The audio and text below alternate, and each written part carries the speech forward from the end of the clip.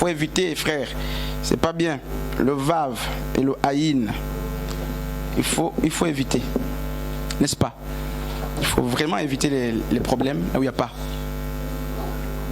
C'est les 4 grandes lettres qui composent le nom de Yeshua. M-A-N, homme de Dieu. Et c'est des signes. Hein. Lui, ceux qui dessinent là peuvent venir nous mettre ça là où nous mettrons ça ici. On verra. On verra comment ça c'est. Parce qu'on écrit de la droite, n'est-ce pas? C'est l'inverse. De la gauche comme ça, vers la droite. Et je veux justement qu'on termine. Je crois que j'ai encore quelques minutes. Qu'on termine justement. Donc le yod. Le yod, c'est la plus petite, donc la 10e lettre justement sur les 22 lettres, n'est-ce pas, de l'alphabet hébraïque. Homme de Dieu. Je ne sais pas si les gens voient ce qui se passe. On dit, le yod, c'est déjà la plus petite lettre de l'alphabet hébraïque. 1. C'est la plus petite lettre. C'est la 10e lettre qui a la forme d'un bras. Or, le yod vient de yad. Yad, c'est la main. Je vais effacer le shin, le vav, le haïn. On aura le temps. Il y a 3 là. Je pense que je vais mettre 3 anciens pour nous décortiquer. Un ancien, le shin, un ancien, le vav, un ancien, le haïn. Il y a 3 anciens, là, 3 grands là aujourd'hui. On peut vous prendre. Alors, on nous dit le yod, justement, tire son origine de yad. Yad, c'est la main. N'est-ce pas? Et je veux qu'on lise un texte là, dans le psaume. Psaume 119. Frère Michael, tu n'as pas ta Bible? Tu fais comment là? Verset 73. Quelqu'un est là? Psaume 119.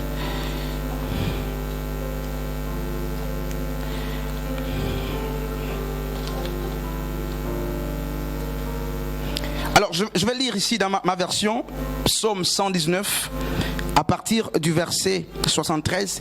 Tes mains m'ont créé, elles m'ont formé.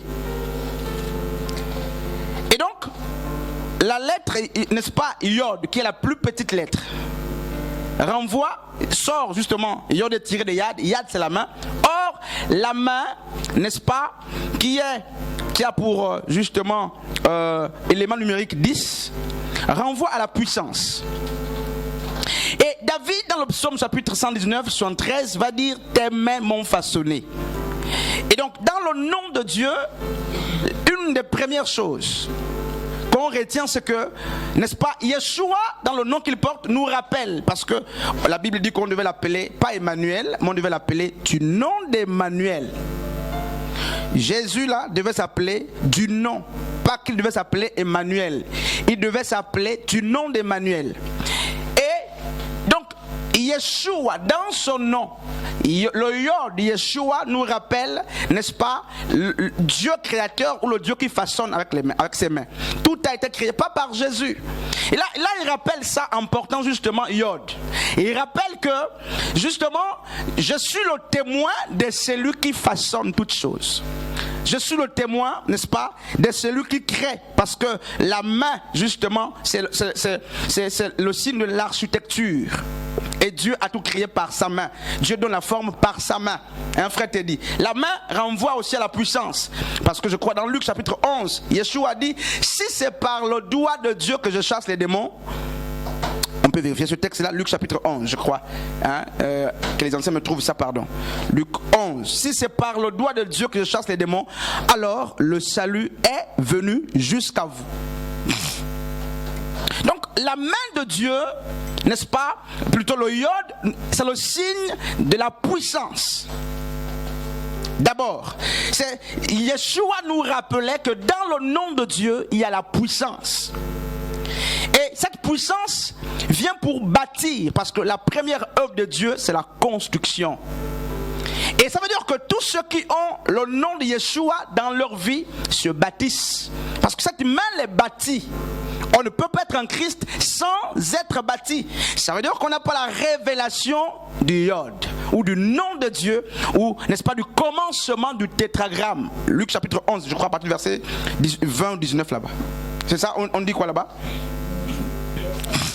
Mais si c'est par le doigt de Dieu que je chasse les démons, le royaume de Dieu est donc venu vers vous. Donc le yod, c'est l'image, au-delà de l'architecture, au-delà du fait que le yod nous présente le Dieu créateur. Yod, c'est la puissance. Or, yod qui tire son origine de la main nous parle d'un Dieu qui façonne et qui bâtit les vies.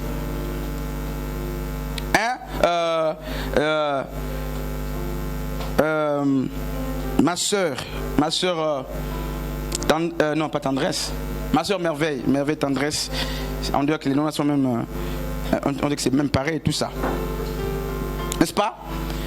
Et donc le salut est dans le nom de Yeshua. Regardons comment Yeshua nous rappelle les choses. Le Dieu que nous portons est un bâtisseur, pas des demeures, pas un bâtisseur des temples, pas un bâtisseur de villes, mais des vies.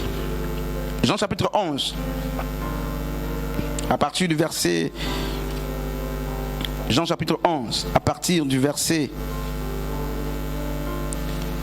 Jean 11, à partir du verset,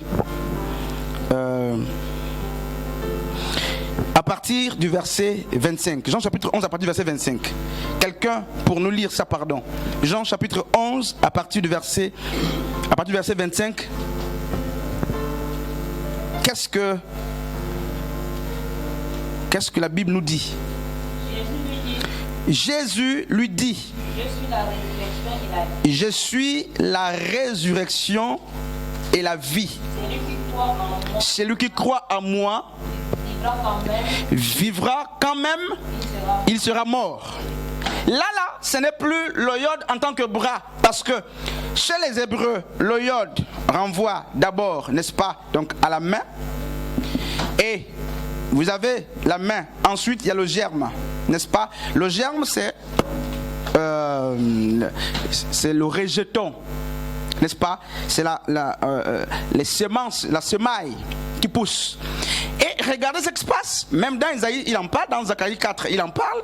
Et dans Jean 11, 25, Yeshua se présente comme étant la résurrection, le germe. Ailleurs, on dit le germe, n'est-ce pas? Le rejeton de David.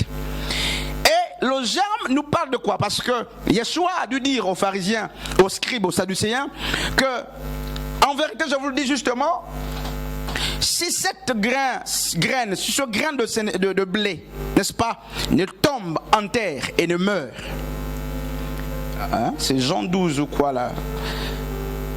Si ce grain de blé ne tombe en terre et ne meurt, il ne peut porter de fruits. Hein, sœur Merveille? Le germe doit percer la terre dans laquelle la semaille ou la semence a été mise pour revenir à la vie. Frère Michael, tous ceux qui portent le nom de Yeshua, pas les gens qui s'appellent Yeshua, c'est pas ce que je suis en train de dire. Ceux qui portent le nom de Yeshua ont la puissance de la résurrection. Ils sont, n'est-ce pas, comme des germes. Et quand Yeshua est en eux, mes frères, les choses doivent ressusciter. C'est ça la vérité, frère. Et regardez ce qui se passe. Yeshua en prend de la graine ou du grain qui devait tomber en terre, le blé. Dans Jean chapitre 13, il parle aussi, n'est-ce pas, de la parabole justement du semeur. Justement, il parle de l'ivraie du blé. Il parle de l'ivraie du blé. Et nous sommes ce blé qu'il a planté justement. Et il parlait pas de 2 grains de blé qui devaient tomber en terre. Mais il dit si un seul grain de blé devait tomber en terre. Et de la résurrection de ce grain de blé, c'est un arbre, n'est-ce pas? On appelle l'arbre là comment? Le blé là, c'est le blé, hein? C'est ça. La plante qui donne, on appelle ça s'appelle comment? Que Dieu nous glorifie, n'est-ce pas? Que Dieu nous aide ce soir. Quand cette graine pousse, elle ne poussera plus seule. Jamais. Elle pousse avec plusieurs branches. Et c'est le ministère de Yeshua. En tant que grain de blé, l'église véritable a été affermie grâce à la résurrection, n'est-ce pas, par la puissance du Saint-Esprit, la résurrection justement de la personne de Yeshua. En tant que germe, Ésaïe 4. En tant que germe, n'est-ce pas? Donc, il nous parle en tant que germe de la résurrection et en tant que main, il nous parle, le iode nous parle de la puissance de Dieu. Donc, la main de Dieu qui façonne, vous vous souvenez, n'est-ce pas, dans Genèse chapitre 1er. Dans Genèse chapitre 1er, regardez ce qui se passe. Dans Genèse chapitre 1er, on dit il y eut un soir et il y eut un matin, non? Ou bien c'est l'inverse?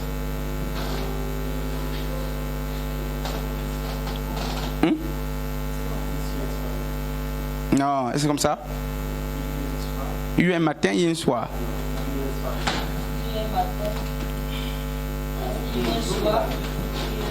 Il y a eu un soir. Hein? Il y a eu un soir, c'est quand même un scandale. Il y a eu un soir et il y a eu un matin. Ce fut le premier jour. Dans la pensée de Dieu, Dieu savait, avant même qu'il ne crée, parce que l'homme est créé le 6e jour, qu'Adam devait chuter. C'est pourquoi la création a commencé le soir. C'est l'état mortel de l'homme. N'est-ce pas? La vie de tout être commence le soir, dans le péché. Nous naissons dans l'iniquité. Et parce que la vie commence le soir, nous espérons à la lumière. Donc, au matin, n'est-ce pas?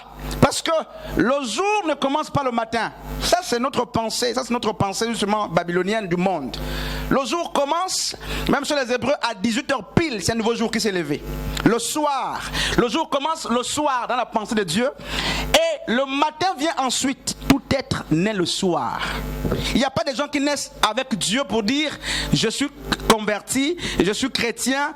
Tout être naît le soir pour avoir besoin de la lumière. Parce que le soir est privé du soleil. C'est la lumière qui vient, n'est-ce pas, donner la naissance du jour. Nous sommes donc comme un jour. Tout être est comme un jour qui commence le soir. Vous autrefois qui marchez dans le péché, n'est-ce pas, comme des brebis errantes, chacun suivait sa propre voie. C'est le soir. Nous sommes là, frères et sœurs. Malheureusement, on lit parfois mal ces textes-là pour comprendre que ce sont des révélations très fortes. Et Adam même est né le soir. Dieu sait faire des choses. Et il va chuter plus tard, il va avoir besoin de Dieu. Nous naissons le soir, dans les ténèbres. Et la lumière arrive pour nous amener au matin. Que Dieu nous aide. J'ai demandé qu'on lise Ésaïe 4. Allez, verset combien? 12. Ésaïe 4, 12. Ésaïe 4 à partir du verset 12. Je vais terminer. La révélation, n'est-ce pas, du iode. Nous sommes sur la révélation du iode. On verra le shin, on verra, n'est-ce pas, le vab, on verra le aïn. S'il faut, on va voir le sigma, on verra tout ça. On verra tout et on va comprendre le mystère de Dieu qui est caché derrière ces choses-là. Donc, on nous lit ça, Ésaïe 4 à partir du verset... Hein? Ésaïe combien? Je dis Ésaïe 4. Lis-moi à partir du verset 6 là-bas. C'est quelle Bible que tu as là? Ok, lis. Verset 2. Voilà. En ce temps-là, le germe, merci frère, en ce temps-là, le germe de l'Éternel aura de la magnifience et de la gloire. Bref, c'est la prophétie qui parle de Yeshua en tant que germe. Le iode, n'est-ce pas? Et là, il prophétise la naissance par Marie. Il prophétise aussi, n'est-ce pas, la résurrection par le Saint-Esprit. N'est-ce pas? Philippiens chapitre 2 à partir du verset 8. On va terminer. Il y a beaucoup de choses à dire, mais on va aller doucement comme ça. Philippiens chapitre 2 à partir du verset 8. Frère Julien, très vite, pardon. Philippiens chapitre 2 à partir du verset 8. Yeshua le germe, Yeshua le iode, n'est-ce pas? La révélation de Dieu. Oui, frère Teddy. Il s'est humilié lui-même. Bref, regardez, je disais que iode, regardez, quand on écrit Yeshua, même si on va de la droite n'est-ce pas, vers la gauche. Mais Yod est la première lettre du nom de Yeshua. C'est aussi la première lettre du tétragramme, du nom de Dieu, révélé justement aux enfants d'Israël, donc par Moïse. Mais, sœur merveille, Paul dans Philippiens, ce qu'il disait, non, Philippiens chapitre 2 à partir du verset 8, nous dit qu'il s'est humilié lui-même. Et notre texte me vient à l'esprit, Marc chapitre 10 à partir du verset 45. On voit quelque chose. Donc Yod nous parle de Yad, la main, la puissance de Dieu. Nous parle du germe d'après Ésaïe 4 à partir du verset 2. Philippiens 2 à partir du verset 8. Je vais donner un texte là. Marc chapitre 10. Combien? Pardon, lis-moi ça, pardon, lis-moi ça. Marc 10, à partir du verset 45. Pardon. Marc 10, 45. Je connais ça en tête, mais je passe ma vie de lire. Envie de réciter ça. Le Fils de l'homme est venu non pas pour être servi, mais pour servir et donner sa vie comme la rançon de plusieurs. Le Fils de l'homme est venu pour servir, non pas pour être servi. Philippiens 2, Paul dit, il s'est humilié lui-même. Donc, Yod montre, n'est-ce pas, la place qu'occupe Yeshua justement, dans le rang divin. Dans le nom de Yahvé, le Yod, justement, mais parle aussi de la position de Yeshua en tant que premier-né. Yeshua est le premier-né. Et qu'est-ce qui se passe? Pour nous enseigner l'humilité. Dans Yeshua, il y a l'humilité. Pourquoi? Parce que le Yod, regardez, Apocalypse nous dit que il est, on peut effacer ça, n'est-ce pas? Apocalypse nous dit quelque chose de fort. Je crois que je vais finir avec ça. Il est quoi? L'alpha. Hein? Et oméga. Donc, il est quoi là? Le premier et le dernier. Donc le dernier ici. C'est ça, non? L'alpha et l'oméga, le premier et le dernier. Et donc, l'alpha c'est quoi?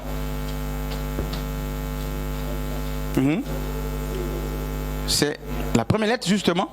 Donc Aleph, c'est l'Aleph, c'est la première lettre de l'alphabet, n'est-ce pas?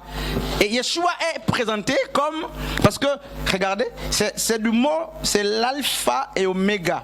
C'est-à-dire que, regardez, Aleph, je dis quoi? Alpha, B. Je pense que je vais parler ça avec les chantres, n'est-ce pas? Regardez Yeshua qui se présente comme étant l'alphabet, n'est-ce pas? Ma'an, il est l'Aleph. L'alphabet c'est alpha plus bêta. Bêta, bête, la lettre bête. Mais l'alphabet c'est qu'avec T. Mais le problème c'est que c'est l'alpha plus ces deux lettres. C'est la première lettre plus la deuxième lettre, n'est-ce pas? Et c'est aussi ça, n'est-ce pas, que les gens prient pour, voici le Père, pour nous parler de la triunité. Parce que lorsqu'on prend l'alpha plus bêta, bêta c'est la maison, bête, n'est-ce pas, Bethléem, la maison du pain, bêta c'est la maison, l'alpha c'est le commencement, le premier. Et lorsque Yeshua se révèle en tant que l'alpha,